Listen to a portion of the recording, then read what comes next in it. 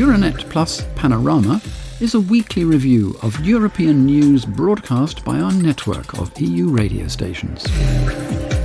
Hi, I'm Jo and you're listening to Euranet Plus Panorama.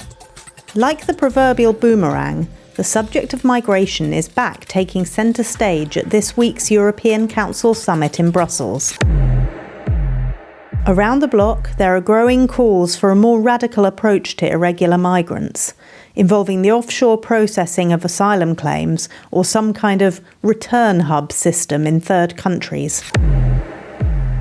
Warsaw was certainly hoping its new radical position would be received sympathetically in Brussels this week, reports Polski Radio.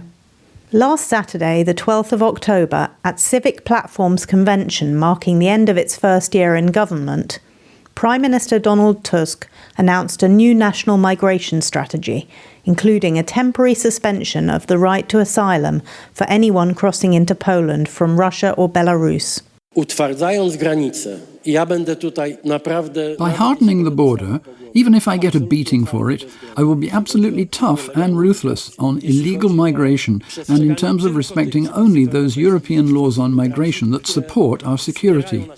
We will not respect or implement any EU ideas that, in our view, jeopardize our security. I'm talking here about the Migration Pact.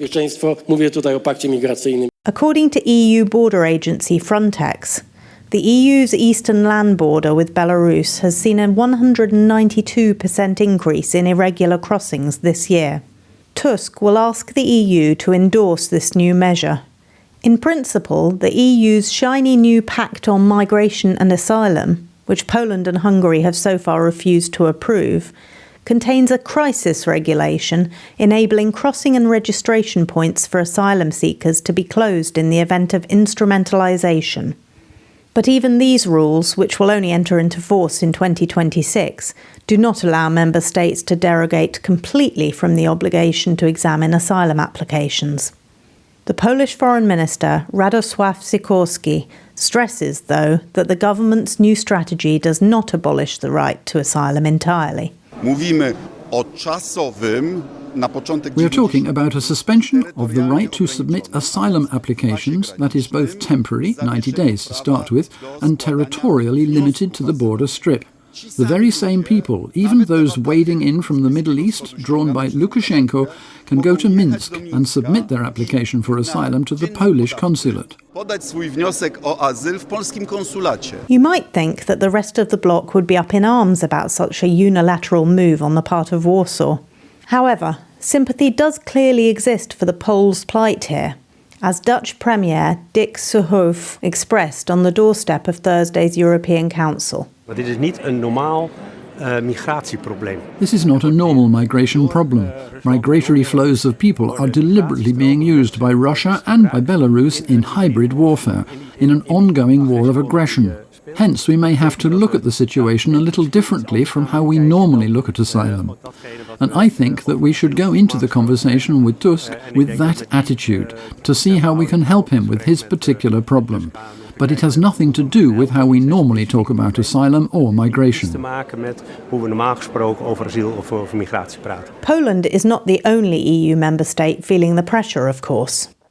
On Wednesday, before setting off for Brussels, German Chancellor Olaf Scholz spoke to the Bundestag.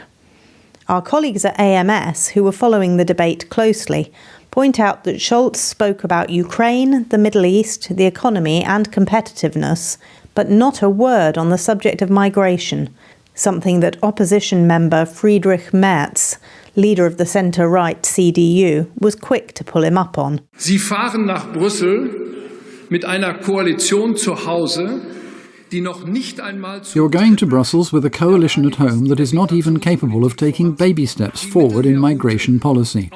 The Mediterranean route. 2/3 fewer migrants came to Europe on this route in the course of 2024 than in the previous year. This is due, among other things, to the policies put in place in France, Italy, Spain and some other European countries.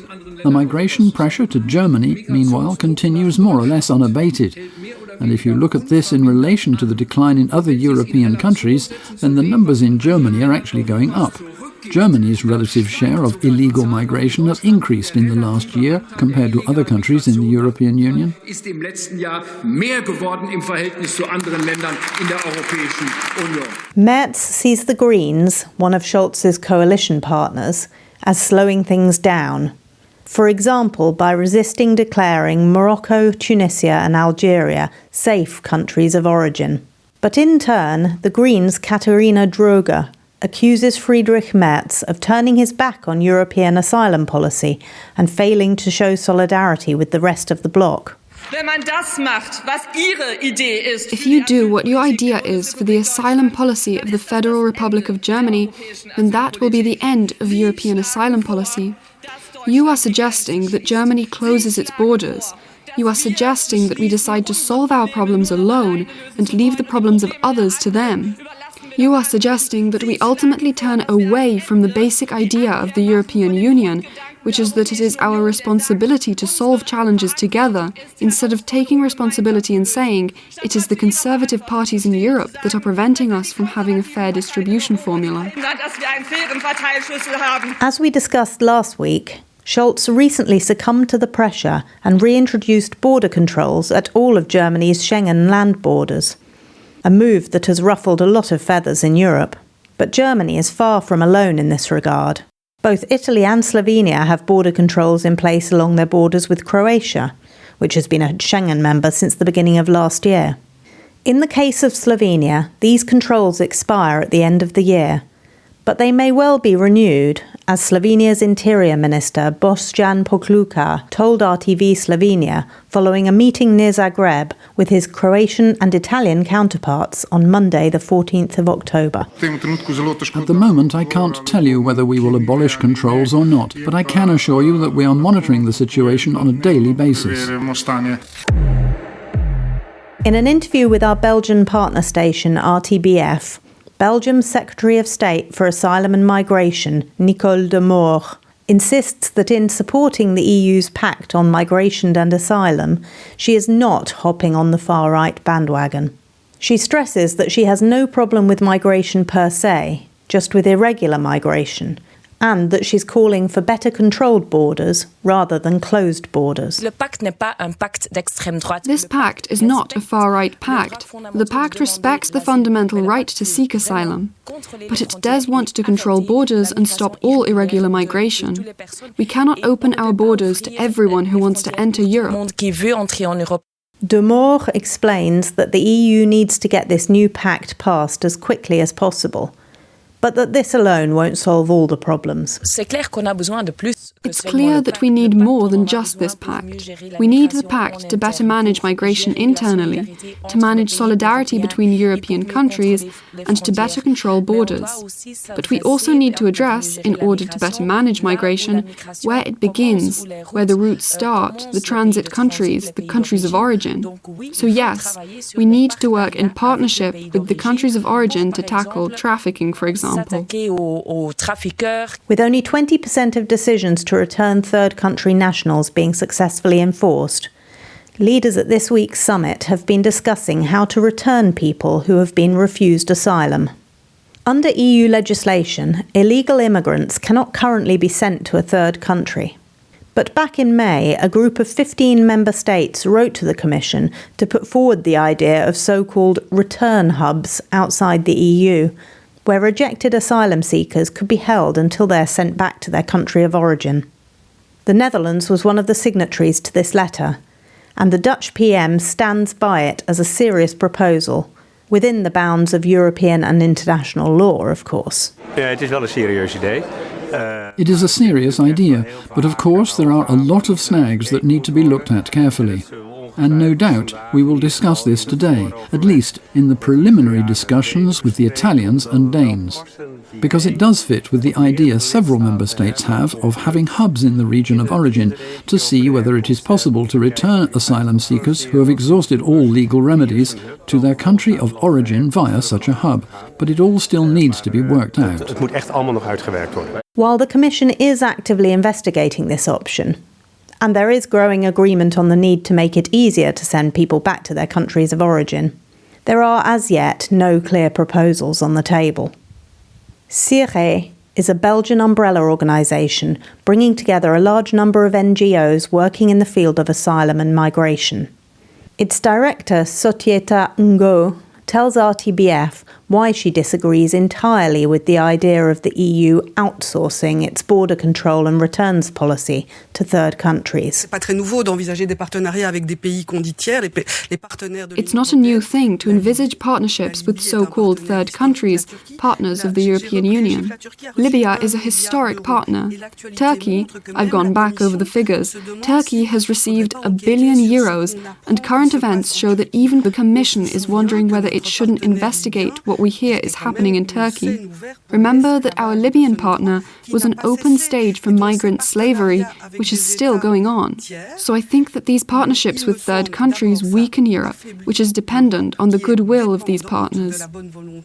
At the moment, billions are being paid over to partner countries to try and keep migrants as far away from our borders as possible. I agree that irregular migration sustains trafficking and traffickers. That's not good for anyone, especially the people who migrate in the first place. But to combat irregular immigration, we need to open up migration channels. Yet more and more agreements of this type are being touted. For example, at their tête-à-tête near Zagreb on Monday, the Slovenian, Croatian and Italian interior ministers proposed an agreement between Frontex and Bosnia and Herzegovina to help control migration. And how does what Italy is doing in Albania fit into all of this? Is Italy just outsourcing the problem? Not exactly, says Nicole de Moore. What Italy does is send people who are rescued at sea and who are seeking asylum to Albania. But it is Italy that remains responsible for organising the asylum procedures. It is Italy who will protect those who are refugees. Italian PM Giorgia Meloni actually touched on the Italy-Albania protocol in an address to the Italian Parliament on Tuesday, ahead of the European Council.